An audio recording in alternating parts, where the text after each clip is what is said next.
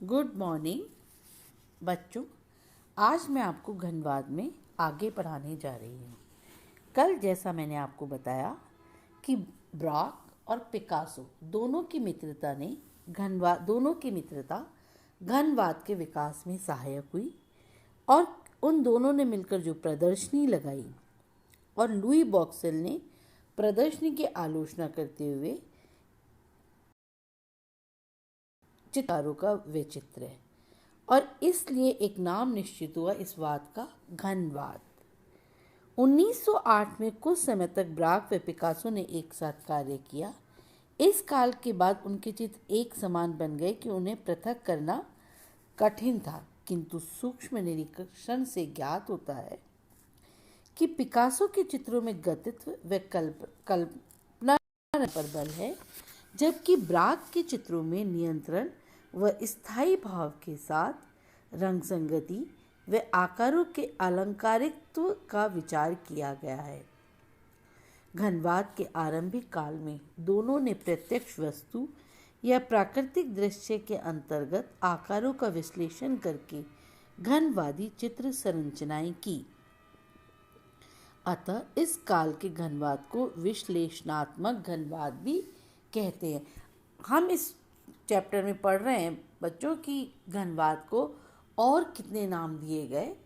घनवाद तो संपूर्ण वाद का नाम है ही, लेकिन घनवाद में जब उन चित्रकारों की चित्रकृतियों को बनाने में जो अंतर आया, उन्होंने उसे भी अलग अलग नामों से संबोधित किया है।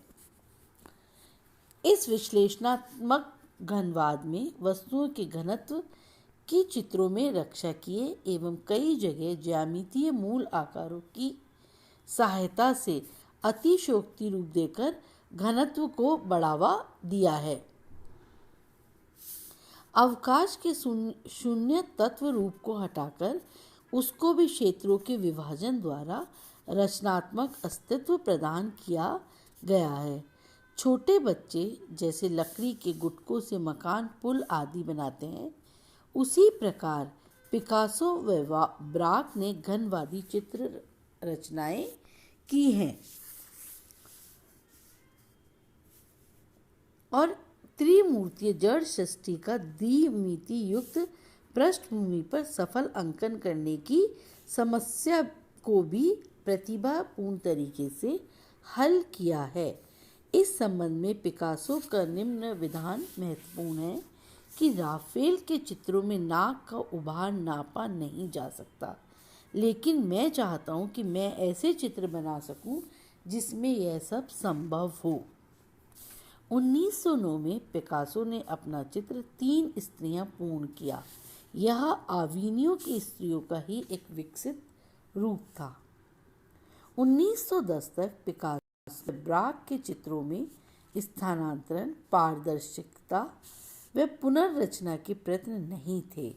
1910 में उन्होंने इस दिशा में क्रांतिकारी निर्णय लिए और अब घनवादी चित्रकार वस्तु के मूल भिन्न आकारों की अपेक्षा विचारानुसार चित्र क्षेत्र में कहीं पर भी अंकित कर सकते थे एवं वस्तु को पारदर्शक मानकर एक वस्तु के आर पार दूसरी वस्तु को चित्रित कर सकते थे।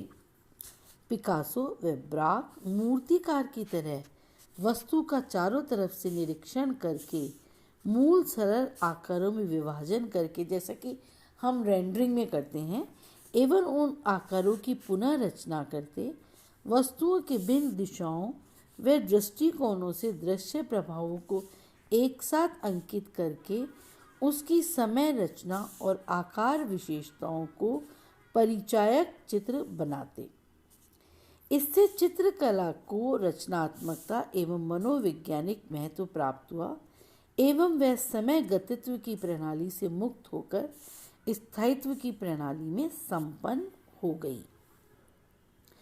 इस प्रकार गणित शास्त्र में भी समय अवकाश सांतक के संबंध में एक नया सिद्धांत प्रतिपादित किया जा रहा था, जो घनवाद की रचना सिद्धांत के बिल्कुल अनुकूल था। 1910 में नए दृष्टिकोण को लेकर बनाए गए चित्रों में अधिकतर वस्तु चित्र व व्यक्ति चित्र हैं, जिनमें ब्राक के वायोलिन व जलपात्र एवं पिकासो के वायलिन वादक जो 1911 में बनाया गया तथा कान वाइलेर का व्यक्ति चित्र व आम्ब्राज बोलार का व्यक्ति चित्र विशेष प्रसिद्ध है। पिकासो के बनाए बोलार के व्यक्ति चित्र की तुलना में सेजान के बनाए बोलार के व्यक्ति चित्र से करने पर सेजान से प्रेरणा पाकर पिकासो ने उसके आगे कितने क्रांतिकारी कदम उठाए, इसकी स्पष्ट कल्पना इस चित्र से देखी जा सकती है। घनवादी पद्धति से पिकासो के बनाए बोलार के व्यक्ति चित्र से बोलार के सादृश्य व व्यक्तित्व को सरलता से पहचाना जा सकता है। यद्यपि पिकासो के चित्रण का मुख्य उद्देश्य था आकार रचना, न कि व्यक्ति सादृश्य। इस तरह से 1910 और 11 में जो घनवादी चित्र बने उनके विषय अधिकतर वायोलिन, वाद्य यंत्र, मेज, कुर्सी, जलपात्र, कप, तश्तरी जैसी वस्तुएं थी जिनसे हम सभी परिचित हैं। मानव निर्मित वस्तुओं का मूल आकारों में सरलता से विश्लेषण किया जा सकता है। ब्राक व पिकासो में घनिष्ठ संपर्क था और अंकन पद्धति संबंधी या रचना संबंधी नई कल्पना आदि विचारों का उनमें आदान प्रदान होता रहता था। आकार के सामर्थ्य को बढ़ावा देने के उद्देश्य से उन्होंने चमकीले रंगों को छोड़कर भूरे रंग का प्रयोग किया। वस्तु के चारों ओर के दृश्य प्रभाव को एकत्रित करने के अपने सिद्धांत के अनुसार उन्होंने व्यक्ति चित्रों में सम्मुख मुखाकृति को पक्षीय मुखाकृति के साथ चित्रित किया। इस पद्धति में अधिक परिवर्तन करके बाद में पिकासो ने दीप प्रतिम मानवाकृतियों के चित्र बनाए। यह एक ऐसी प्रति थी जो सेजान के चित्रों में नहीं दिखाई देती थी। जैन पुस्तक शैली के चित्रों में पक्षीय मुखाकृति में नाक के ऊपर दूसरी नाक अंकित करने का क्या अभिप्राय था यह निश्चित नहीं कहा जा सकता, किंतु उसको हम दीप प्रतिम मानवाकृति चित्रण का आरंभिक स्वरूप मान सकते हैं। जो पिकासो ने जो दीप प्रतिम मानवाकृतियों के चित्र बनाए उसकी जैन शैली से तुलना करके कहा गया है कि शायद उन चित्रों को जिसमें परली आंख बाहर निकाल के बनाई गई है, शायद हम उनको दीप प्रतिम आकृतियों का प्रारंभिक चरण मान सकते हैं, क्योंकि इसमें चित्र के अंतर्गत इस काल को, इस चीज़ को 1910 से 11 के मध्य का जो काल है, इसे ब्राक के घनवाद को, पिकासो व ब्राक के घनवाद को परिसीमित घनवाद भी कहा जाता है, क्योंकि इसमें चित्र के अंतर्गत आकार ठोस किंतु चारों ओर से बंद व सीमित दिखाई देते हैं। शुरू के चित्रों में कुछ वास्तु सादृश्य है, किंतु बाद के चित्रों में चित्र के विषय को पहचानना थोड़ा मुश्किल है। कहीं कान की आकृति चित्रित है, तो कहीं बालों का हिस्सा है, तो कहीं कोट के बटन है, तो कहीं वायलिन की नोक। घनवादी चित्र में यदि वस्तु के प्रतिरूप या समरूप में देखना चाहोगे तो हम कलाकृति से रस ग्रहण करने में, यानी कलाकृति के सौंदर्य को आत्मसात करने से महरूम हो जाएंगे। घनवादी चित्र में यदि वस्तु के घनवादी कृति स्वतंत्र विचार से की गई रचना सृष्टि है, न कि वस्तु सृष्टि का प्रत्याभास। घनवादी चित्र की निर्मिति में चित्रकार पूर्ण रूप से आंतरिक प्रेरणा पर निर्भर रहता है।